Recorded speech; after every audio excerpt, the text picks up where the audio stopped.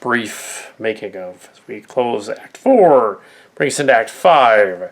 There's an Act 5 and an Act 6, page 61. We're at the point in this story where the original Starship Chimera fan film, 11 years ago. The original fan film in 2011, 2012 had shot 40 minutes of footage, or about, at this point it's about 60 minutes. 40 minutes of footage that had to be reshot.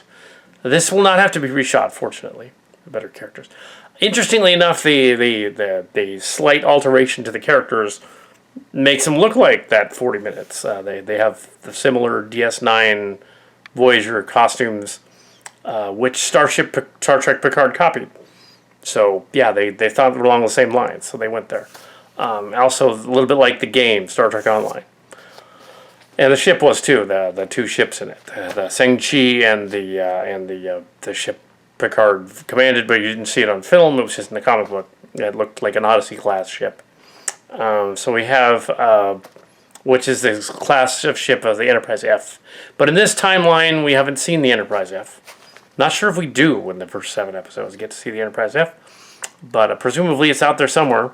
So this is... Yeah, so it's 11 years after that. In a typical filming story nowadays, because we went through all Transformers MUSH and got through a season of that, and then jumped into season 2 immediately. And started doing season 2 almost immediately because we could. And there were a few short stories left, and we did that. So we had Corrosion of War Without End, which was a 7-part miniseries, kind of like this is a little bit. 7-part miniseries 2 years ago, or a year ago, and a little over a year ago, but we started filming at this point. So, actually started in February of that year. Yeah, was that one February 2020, and then all the way through 2020, pretty much did all the way up to that. I think it was and then a little bit of 2021 for season 2, 2020, 2021 for season 2. Jumping into, that's what happened. Now, we were near the end of 2020 when we wrapped season 1 of the MUSH with 18 episodes, 17, 18 episodes. And then we kept going, did 7 more in November, just a year ago. It's September now, but it's almost October. Did 7 more based on other short stories. So here we have altogether that's 17 and 20 is 21, 22 episodes, something like that. But here with really one voice actor really doing, it's easy to do the whole thing. It's really what's going on. There's no one else in the studio. There's no one else in here. The Chimera movie was dependent on Mark Cards doing the directing. This one is a Calcat one. He could have a cameo later, I don't know. But it was also dependent on us trying to figure things out and do stories. By the time we get to MUSH territory, we were able to do, filming, the thing. We put it together. We were able to work that out. Do that all the way through. Same here. The typical MUSH episode was about an hour. Sometimes they were a little longer. Sometimes they were ridiculously longer. But it was still awesome because if they had a story to tell, they told it. I know that I think hallucinations, shared hallucinations of the finale, was over 2 hours. Was the tour de force of what was going on. That was the longest. There was a Halloween special last Halloween that we did too as well. That was 2 hours. So it was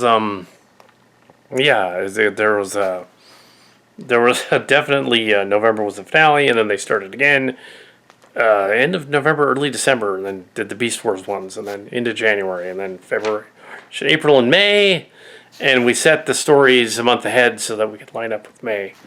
But we were done in April. Here. Having completed so far an hour of this 90-minute script, It's interesting that we were able to literally improve the technique tenfold or more, and it's something that would have taken us like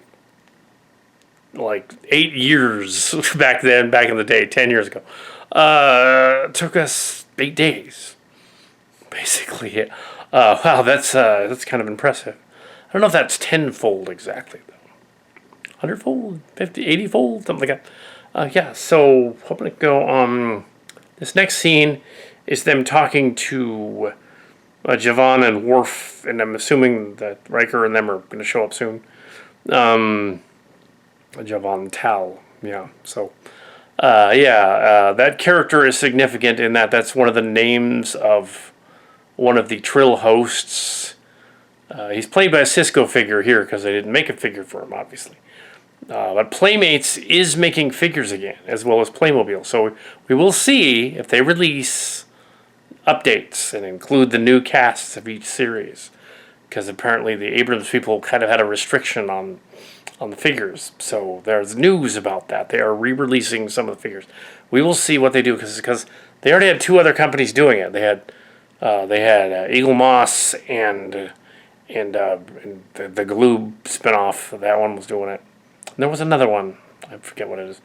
Another collector thing was doing it. So we'll see what they do with the figure sets. What they should do is release like crew sets. Like TOS original Playmates crew set, TNG original crew set, season 1 and then season 7, and then go on to TNG crew set, the correct scale for the movies, or Kirk and Spock and crew from the movies set, and just do the whole thing because some of them weren't finished. They never completed all the Wrath of Khan characters. That would be awesome to do the maroon shirt. If they do that, that would be cool. Yes. But yeah, that's the news there. Just to go over that. Also, Javon Tall is in Discovery season 3. They go to 3187 and the 88 and 89. 3189, and they meet this teenage Trill humanoid bonded with a Trill character named Tall, Indira Tall, whose boyfriend was Javon Tall, even though they're supposed to be gender fluid. So technically they kind of cop out because they say like she has a boyfriend when she wouldn't. She'd have a them friend, I guess. But they didn't do that. They said boyfriend. They copped out a little bit and they killed him off right away so they could bring him back later. Anyway, so but he was a Trill. And his ancestor was somebody from the Picard era, a black dude who looked a little like Cisco. So I thought Javon Tall, that was his name, from the Apocrypha. And I thought, well, it would be fun to have him show up on the ship. He's the ancestor, several hundred years earlier of that other character. Because they were on the Generation ship. We don't know how long they were on the Generation ship. So could have been 50 years, 100 years. We don't know. So that could work because then they're no longer on the ship and she's no longer the Admiral guy from the other timeline. Yeah, and we're presuming they don't live 700 years.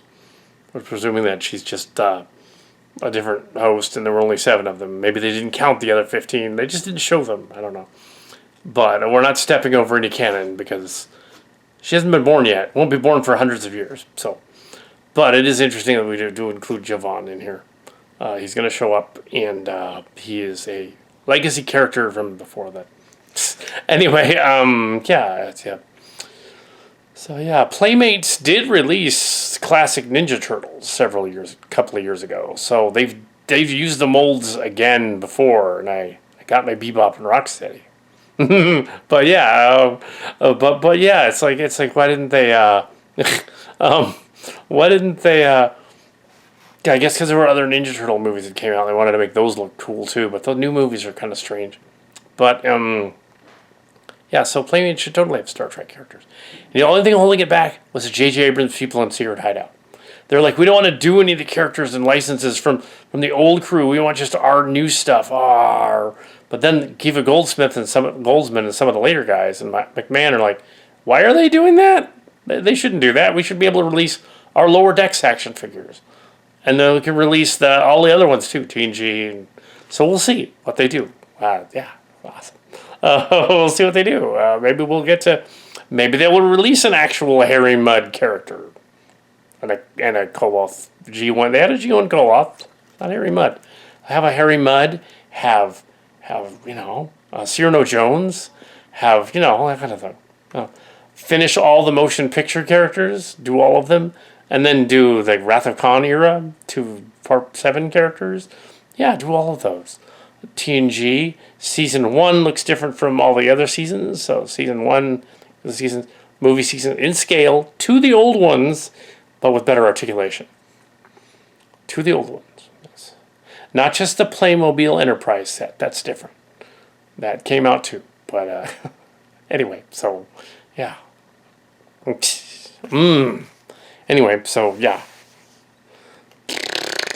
Yeah, so and also online there's apparently some drama related to the Matty Collector, as well as the Stephen the Mattel guys. There's a Mattel guy that's posting on there that liked the new He-Man. This other group was upset about that, and now they're gonna have a meeting for something. It's probably not gonna go well, but yeah, Hasbro over here. So we have nothing to do with it. But yes, we have nothing to do with Hasbro really either. We just collect Hasbro. Just want to make that clear. Yeah, we're not shills for Hasbro. Some people thought we were. Nope. And what is it that they always think they're shill for something they like? It's odd. It's like yeah, the first thing they think corporate shill for. Yeah, he worked for this collector guy. Worked for Mattel, yes, for He-Man Classics over 15 years ago. I don't think that he was part of the other stuff that happened later on Matty Collector. I think he was just there to do like promotional stuff, and it's completely different. And he didn't make the Voltron set good or bad. It was advertising at that point. He was just, they wouldn't let him do it. That's what he said about the Voltron set. So they've made these classic Voltrons with the masterpiece scale, and had them like you could get inside their lions and fly around and stuff. Yeah, it was way expensive, so nobody could buy it. And there was the Voltron Legendary Fender, which is connected to one of our. There's a couple of our Calcat show episodes. We went to. They came to the Legendary Defender, the newer one. Those people from Netflix on that and the show. The cast came to. I believe it was Fanime twice. So they were at Fanime, and we're like, oh, that's the new Netflix Voltron show. All right, yeah. And by the time I actually watched the pilot, they didn't come to the next one. But I saw the pilot, and I was like, it's all right. But it wasn't bad. It was just not interesting. The original was... original Super Sentai Leo Kaiser Voltron was way cooler, and even the vehicle Voltron, the Super Sentai vehicle team Voltron, was not as good. Even the original G1, only the Lion one was good. But yeah, it's like the He-Man one too. The guy was arguing. This other guy, I'm not going to name names, but this other guy was arguing for hours about how this Steven dude had done all these things, and it was like, well, that stuff he didn't do, really, including the He-Man thing. So yeah, and yeah, he wasn't involved in that. Yeah, so it was odd. I don't know either of them, but yeah, they always think of corporate shills. I forgot the train of thought there, but it's something to do with how he liked the Kevin Smith one, and that set him off. I liked the Kevin Smith one. Oh, I remember what it was. Multiverse. He-Man is a multiverse. I always thought He-Man was a multiverse, because She-Ra is actually completely different. They introduced She-Ra and all that stuff, and it's like, wait a minute. And they had an episode where they established that they have contact with Earth via space warps. That's an episode of He-Man where they go to Earth, literally. And so it's like, yeah, the whole show is in continuity with its own self. there was like 2 different versions of Skeletor's origin in there. It was like, so what's to say what Kevin Smith's origin is? No, it is a multiverse.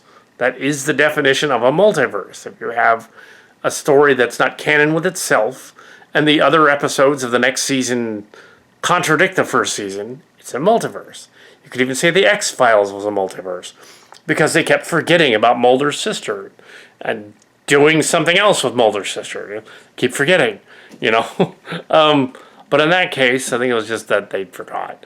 But in this case, no, they just didn't care either way. They figured, say, 1983, 84, and the demographic is 12 or to 16, and they're not going to care. Or maybe 8 to 12. But we were, yeah. but they're not going to care. And so the new one is a continuity spinoff, and that's fine. A Tila spinoff, it's fine. Yeah, he's not. This Steven, this Specter creator guy, is not in the know anymore. He even said so, but he knows a lot about the comic books, which were not canon either. They were canon with themselves, and yeah. So, although the bread He-Man, yes, he mentions the Wonder Bread He-Man, the Mailway He-Man, in there in the story I'm going on about He-Man. Just figure one out. Yeah, this is running out. So I thought it would be the Mailway He-Man. So back in the day, my nephew, who is close to my age, because I have a brother that's 25 years older than me. So my nephew and I had there was that contest. There was a mail order contest for Barbarian He-Man who looked like Conan. And it wasn't Wonder Bread necessarily, but it was a mail order contest. And the Spectre creator guy was trying to look into this. He didn't think it was real. He thought maybe it was a Mandela thing or something. And I was one of the people that wrote to him and said, actually, my nephew had that guy. He had him. So no, it's not the Mandela effect. He had that guy. We destroyed him, but he had him. And he got it from a mail order thing. There was like a mail order lady and all that. And so go look in the records for mail order to that time period. And they did. And he found, sure enough, one of the people wrote to Mattel looking for one of the mothers of one of the kids, wrote to Mattel, it wasn't us, said, oh yeah, I want my mail order He-Man. I didn't get all the parts to it. And yeah, so I want the other pieces. Yeah, it had pieces from the other Hordak and Zardak and one other guy in there. Yeah, I remember all that. So confirmed the Wonder Bread He-Man was a thing because they didn't want to infringe the copyright of Conan, even though He-Man was clearly Conan. It was totally Conan. It's obvious what that was. It's sort of like Xena and Hercules, like, later on. Yeah, so. Also, yeah, the Kevin Smith one. And the Kevin Smith one's not over. There's another act. But I guess if the Voltron, the Legendary Defender, didn't work out, they probably will not release the other toys. They did release some of them in theater. He was wrong on one of the Voltron stories. We're talking about Voltron. And he was wrong on the that the big one didn't appear in retail at all. It was just Matty Collector. Because it did. It appeared in retail. I saw it. Yeah, and it was like a special edition thing. And yeah, nobody could afford it, so it sat there, but it was there. Yeah, nobody could afford it. So I'm assuming the president of the store ended up walking away with it because nobody's going to buy it. But yeah, they had some of the individual cat lions too. Toys R Us, back when it existed, Toys R Us had them. So I'm assuming the Toys R Us people ended up with it. Oh, yeah. So yeah. Yeah. So yeah. They were complaining that the Specter Creative guy. Oh, how could he have his own He-Man figure and then he gets to have it produced and put out and everything, and then he gets to come to a convention dressed as the guy. Well, he was arguing. This other guy was arguing this for a long time on the blog, and I was like, nobody's gonna get it. He's the only one that's gonna get it. He shows up in that costume without the mask on, or with the mask on, they're still not going to get it because they don't know who that is. So he's just defeating the purpose of having the character, except to explain who it is. It's like it's sort of like when I showed up as in 2019 at the thing, Comic Con, or was it Comic Con? Might have been the San Jose Comic Con as Cutter, but forgot the hat. So I was just basically the Cal Cat version of the guy. Oh no, from G.I. Joe. Yeah. Oh, the G.I. Joe panel knew who I was, even though I didn't have that. She said, "You forgot the hat." Oh yeah, the tilt hat. I have the hat. I forgot it. Just the little sort of ruffly hat. Yeah, like Clint Cowpoke wears.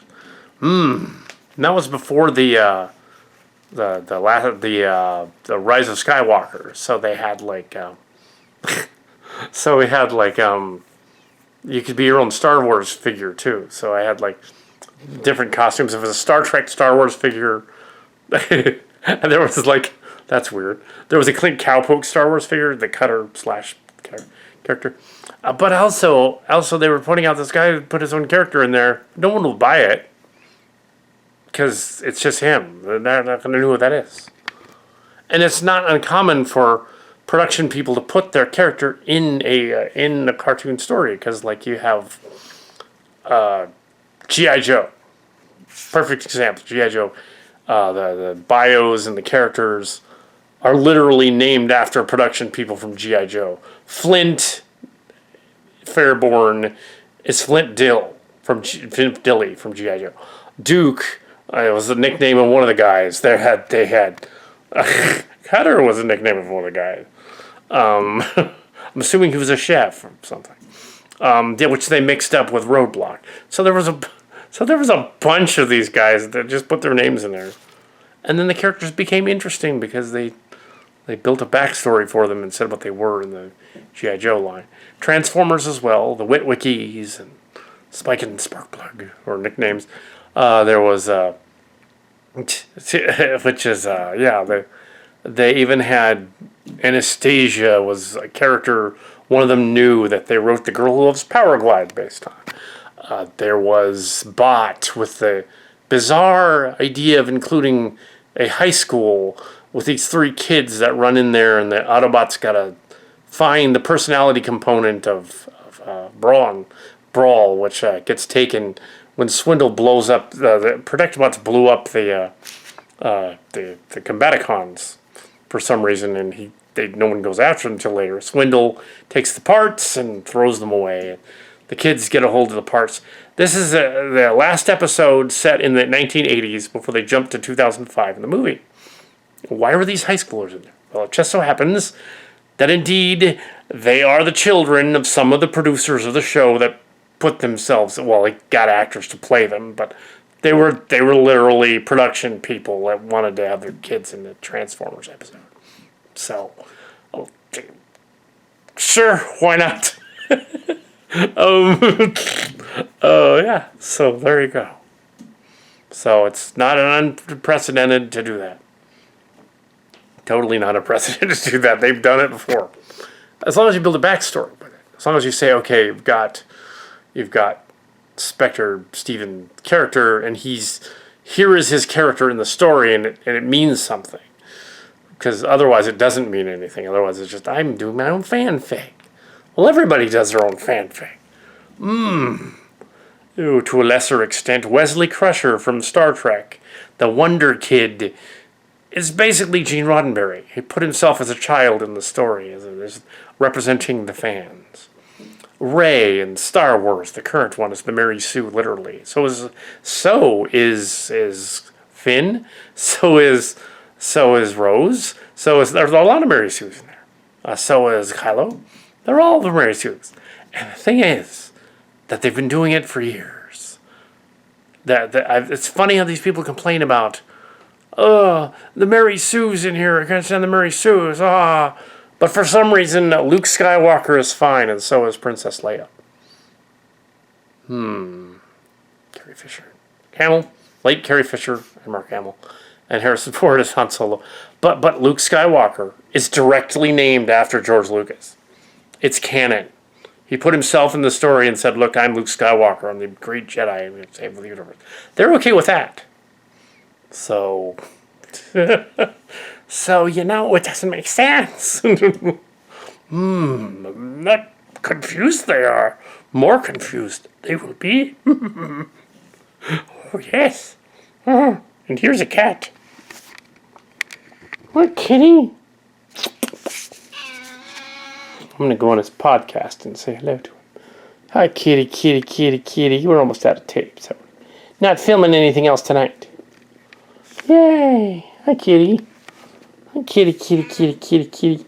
Oh, no, she's baking biscuits. Oh, no. Hi. You jump down? There you go. Yeah, I don't think... Well, I don't know.